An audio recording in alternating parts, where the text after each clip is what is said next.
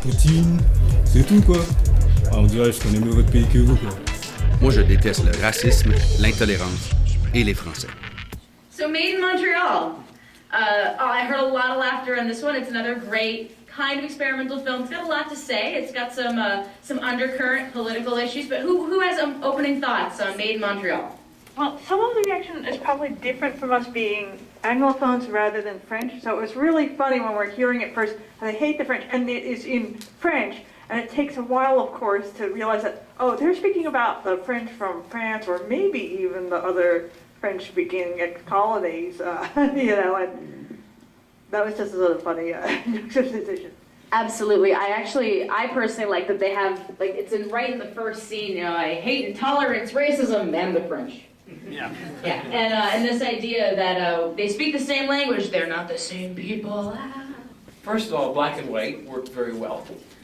I like the cinematography. I like the fact it's shot outdoors in winter. We very rarely see winter in movies.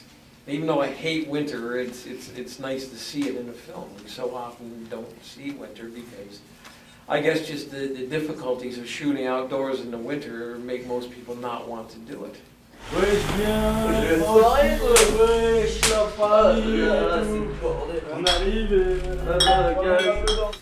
Repeating this felt a little bit here, but I thought the cinematography was particularly gorgeous in that one. It was really, really well shot, and as much time as they were taking to frame up each shot so nicely, there were a lot of shots. Like the edits per minute in that one was pretty intense, and I'd be curious to know if they had the music prior to shooting or if somebody composed it to meet that. I didn't catch the credits to figure that out for myself, but it all seemed to jive with each other really, really well. So I'm curious to know like how much time and effort put into that. And for a movie with it was kind of a fun take on racism, if you could say that. But at the same time, like it felt fun to watch, because the music and the visuals just jive so nicely. It was just an enjoyable viewing experience. And then this guy's going off on these weird little racist acid trip dreams kind of thing. It was a bizarre combination, but it was a satisfying one. There's this great quote that if you're going to tell somebody they might not want to hear, make them laugh or they'll kill you. So they definitely played on this humorous, like you listen to this guy talking about these lighthearted things that tick him off, and really you're like, oh wow, you're very xenophobic. But yeah, I agree with you. There is really good editing and that Euro beat behind it. And I also like the fact that they do it in black and white, which gives it a dated feel, because perhaps his outlook might be dated. I am from Montreal, and I thought it was really interesting to see this thing, because it's true that there is a lot of French people in Montreal. But I don't think that Quebecers hate French people like we saw in the movie. But the thing I thought was interesting was at the end of the movie when he met the guy who speaks English, because I think he realized that maybe he has more difference with this person than the French people because of the language.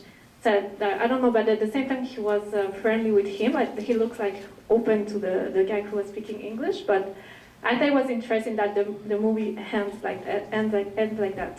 I think that it was funny, and the reason why it was funny is because it turned racism kind of on its head, because it doesn't make sense to be prejudiced against someone that speaks the same language as you, and that is also white in the same way that it doesn't really make sense to be racist at all.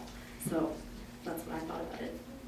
I think that's the beautiful thesis of this piece, and what makes it so ingenious is that it puts a mirror on how silly it is when we're all way more similar than we are different.